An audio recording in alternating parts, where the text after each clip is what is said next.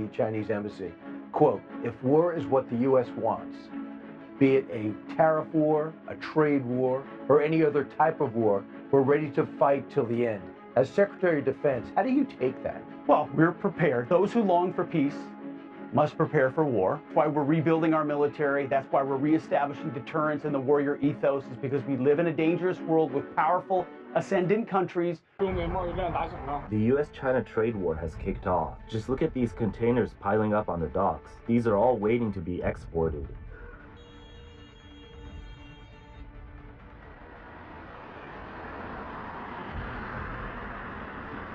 Chinese businesses are facing a total collapse. Everyone from small businesses to behemoths like Temu are struggling to survive in this environment. Temu just announced that it is pausing all ads in the United States. This has led to Temu's App Store ranking falling off a cliff. And it's not just Temu. Chinese ports are shutting down and small businesses are literally burning to the ground. The workers at these businesses are so mad about not getting paid that they're burning the factories that they once worked at. So let's talk about all this, starting of course with Chinese factories literally shutting down overnight. I finished cleaning, my shift is over, and now I'm unemployed. Where can I find a job? There are no orders, and I don't even have money to live on. Right now, with the tariff war going on, many people in China are losing their jobs. Even business owners aren't spared. Recently, everyone's talking about the increase in U.S. tariffs. For us in the textile industry, this is really a huge blow. A lot of our clients have either stopped placing orders or canceled them altogether. Things were already bad before, and now it's even more uncertain. With the intense competition going on everywhere, where can small and medium-sized businesses like us go? We have so much production capacity, but we can't sell overseas. If we try to sell in the domestic market, we're crushed by competition. It's like having too many eggs. They go bad before anyone eats them. All the while this is happening, workers in some places are actually protesting. As you guys can see from the clips on your screen, this is from Nanjing Jijianshu. I'm sure the name is on the screen because I'm probably mispronouncing it. But a Volkswagen factory is shutting down after 16 years in operations, which has led to workers protesting because of their salary issues. I'm guessing by salary issues, they mean they haven't been paid, and this is exactly why they're protesting. So what do you guys think the CCP officials are doing in a time like this, when the workers are struggling and the government's job is to make sure the people of the country are living a good life and have fair opportunities? Well, this is the statement from someone who's very close to Xi Jinping. Wang Qishan, former vice president of China and a close ally of Xi Jinping, once famously declared, "We are not afraid of a trade war with the United States. The Chinese people can survive an entire year eating nothing but grass." This just makes me laugh, because this guy is likely extremely rich. He's a very close ally of Xi Jinping, who himself is worth $1 billion, all the while being the chairman of the CCP. This guy who's making these comments, he was once a vice president of the party. I'm sure he has millions and millions of dollars, and he's telling Chinese citizens, normal people who are protesting for their salaries, to eat grass for a whole year. This reminds me of that scene from Shrek movie, where the king goes, "Millions of you will die in this war, and that's a sacrifice I'm willing to make." Some of you may die, but it's a sacrifice I am willing to make. It seems the CCP has a habit of letting Chinese citizens starve. You see, Mao did this back in 1950s, and Xi Jinping is trying to do this in 2025. It doesn't seem like CCP has learned any lessons from their history, because they are actively pushing propaganda using Mao's own clips. Back in 1953, Mao was telling the world how it's ready to fight the United States till the end, even if that means millions of Chinese die. Just look at the graphics on your screen. Mao Zedong was one of the most deadliest dictators in the history, killing more people than Stalin and even Hitler. What makes this even more sad is the fact that Mao killed his own citizens. He starved 60+ million Chinese citizens to death during peacetime. It wasn't even war. Mao was just so hell-bent on implementing communism that he didn't care how many lives it cost. And now, Xi Jinping and the CCP that he's managing is using speeches from Mao to, I guess, energize the Chinese base? Chinese citizens? Because this is what they're posting on Twitter. As to how long this war will last, we are not the ones who can decide. It used to depend on President Truman, and it will depend on President Eisenhower, or whoever becomes the next U.S. president. It's up to them. No matter how long this war is going to last, we'll never yield. We'll fight until we completely triumph.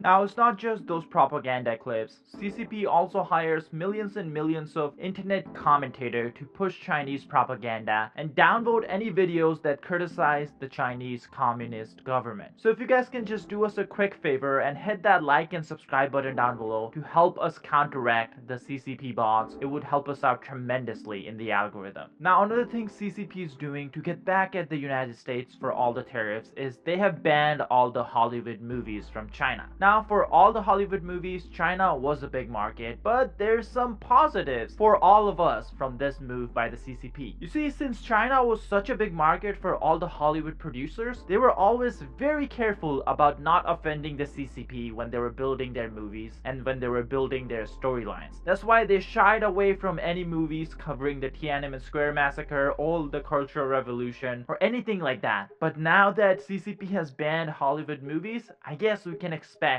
a lot more spicy stuff coming out when it relates to Chinese history and the true character and the true nature of the CCP and how they took power. So that's something I'm personally excited about, but all the while CCP is banning Hollywood movies, this is what the Chinese state media is pushing to Chinese citizens. Basically anti-American sentiment. Now, I want to remind you guys before I read this report, this is from the Chinese state media, and in China, media is controlled by the CCP. So they're getting their talking points straight from Xi Jinping basically. Here's what they were reporting. Recently, CCTV News and other Chinese official media reported that due to the upcoming reciprocal tariffs on April 9th, local American residents rushed into supermarkets to grab goods in fear of soaring prices, and Americans set off a wave of stockpiling. Now, this report is translated from Chinese to English using computer translation, so grammar may be off, but this was the message, and this is the video they were showing. Unfortunately, the video they used is from 2015 or something, so clearly even the state media is lying. That's how desperate CCP is getting, that they have to push fake propaganda from clearly a different time period. The worst part of all this is the Chinese people living here in the United States who don't really like the CCP decided to hit back. However, videos shot by several local Chinese showed that the situation reported by Chinese official media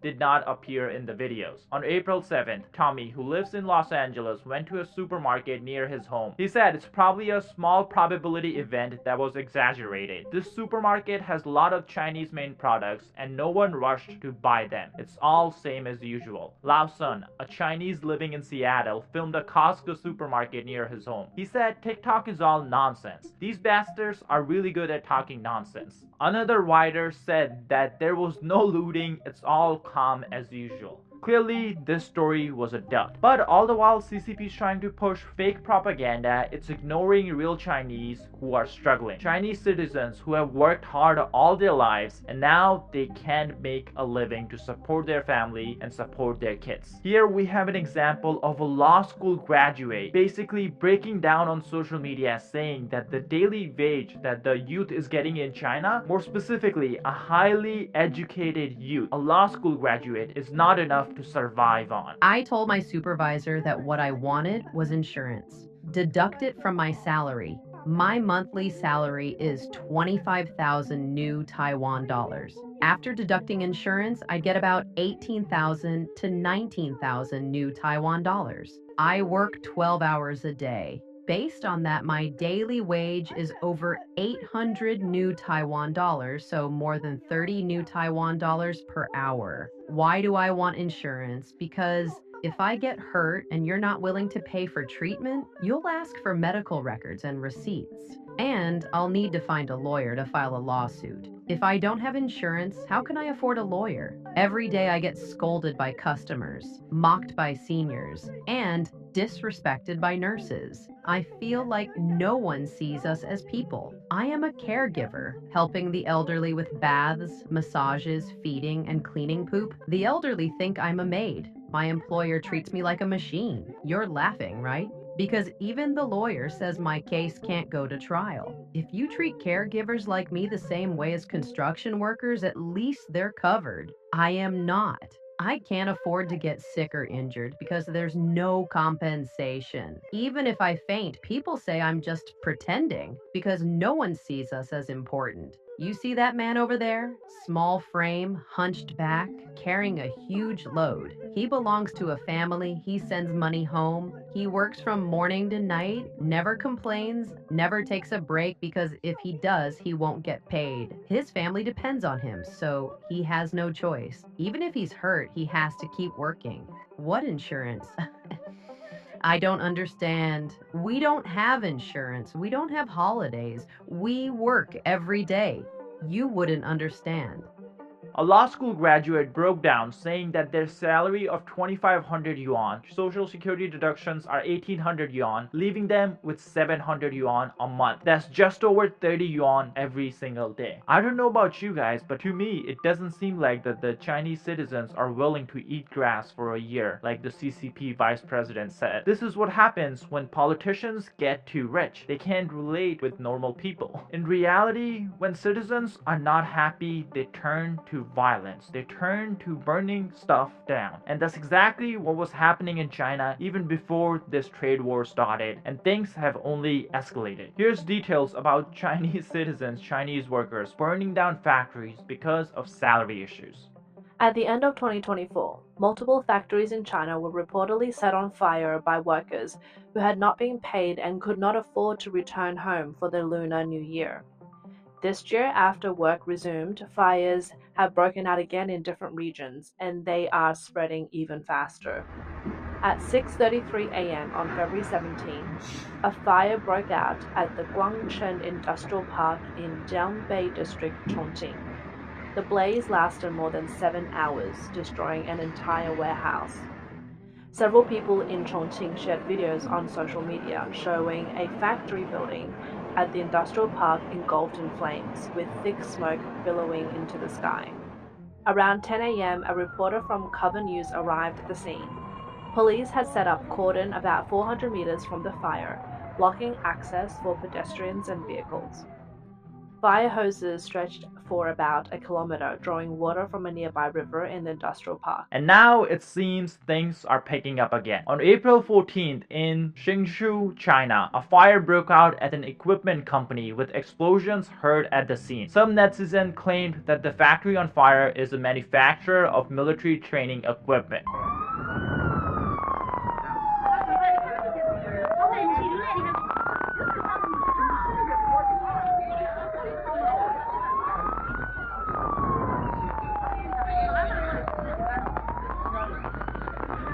To me, it doesn't seem like that the Chinese citizens are happy with CCP's decision to fight back in this trade war, because at the end of the day, China is dependent on US dollars, and China needs the US consumer market. China sells almost $450 billion of goods to United States, and that's not including all the stuff that they send to Hong Kong, and then that stuff comes to the United States. That's also not including stuff they send to Vietnam, Cambodia, and Mexico, and then all that stuff comes into the United States. You see, the goal with putting tariffs on all the countries was to make sure China doesn't get away with all these loopholes that they've been using to exploit the tariff rules. In fact, the biggest loophole that's been closed now is the de minimis provision in the tariff law that we had that was exploited by companies like Temu and Shein. You see, when you and me go out to travel overseas and we want to bring back souvenirs, government has this rule called de minimis provision. What that basically means is too small to trifle with. How this actually works is, let's say if we go overseas and we're bringing back something as a souvenir, we don't have to declare it at customs. We don't have to pay the tariff on anything we're bringing back as long as it's less than $800. You see, this is a great provision, great exception that we had built in for US citizens. But companies like Temu and Shein started exploiting it at a massive scale. In fact, last year, Temu and Shein combined shipped in more than 1 billion packages under this exception. And how they would do it is basically basically they will send out containers full of orders to countries like Mexico and Canada, and there they will bring it to their warehouses where they will break apart all the orders in small packages of $800 or less, and then they will bring it into the United States through the land border we have with both these countries. This way Temu and Shein would not have to pay any tariffs on their orders, and on top of that, all the money, all the product that they bring in using this method doesn't get counted as a trade deficit against US-China trade. So that means in reality, the US-China trade deficit is much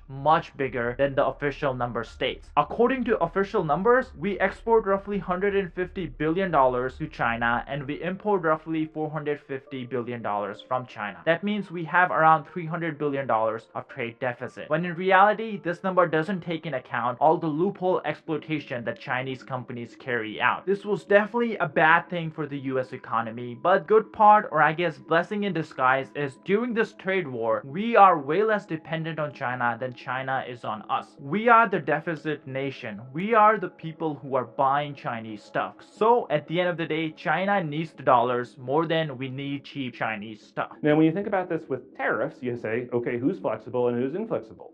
We can reallocate our demand across borders. Factories that are already built cannot move. They are stuck where they are.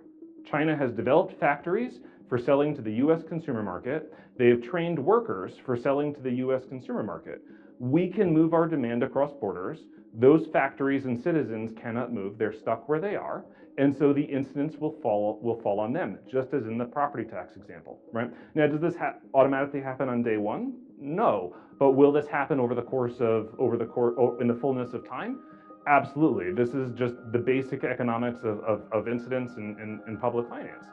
And and if the incidence is falling on other countries because they're inflexible, the Chinese now have to find someplace else to absorb their demand, to absorb their excess supply. And guess what? There isn't anywhere else to absorb their excess supply. Who's going to buy as much as American consumers? Nobody, right? There is no place else to absorb their excess supply. This is exactly why CCP is sending in their propagandists on US television to push this narrative that China can survive without US markets. Even though the reality is, it cannot. But we still have to understand what CCP is trying to do. They cannot come into negotiations saying they are desperate, because at that point, they'll look too weak to Chinese people. And that's why CCP is sending out all these people on US television to say China is much stronger than the United States, all the while CCP is willing to negotiate using back channels. China is fully prepared to fight to the very end because the world is big enough that the United States is not the totality of the market in the world. So if the United States wants to go in that direction of completely shutting itself out of the China market, be my guest. Yeah, and China will lose the US market, which, as I've said, is 15%. We don't care. We don't care. China has been here for 5,000 years. Most of the time, there was no United States, and we survived.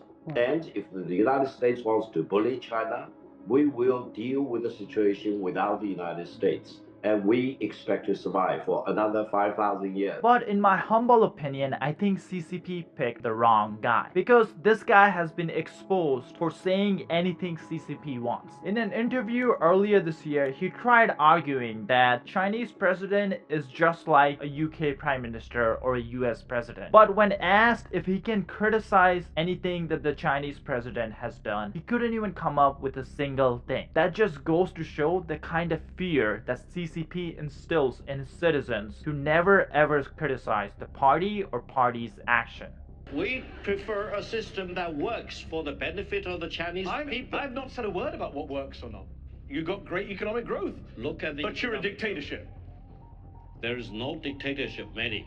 You just admitted Do you want me to that there's no name on the ballot paper, no votes against him, and they all just follow him. That's a dictatorship. Mehdi, when you have you a can say my name multiple times, but it's a dictatorship. How many candidates are there on the ballot paper? How many? What? King and queen. When the king succeeds the queen, yes. How many candidates are there on the ballot paper? How many? Does that make Britain not a democracy?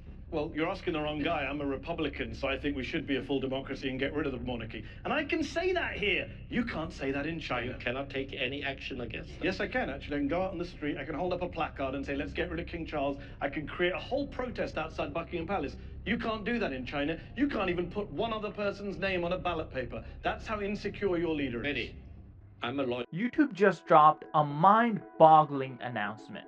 It is paying creators $64 million per day. Why? Well, because YouTube doesn't have enough creators right now.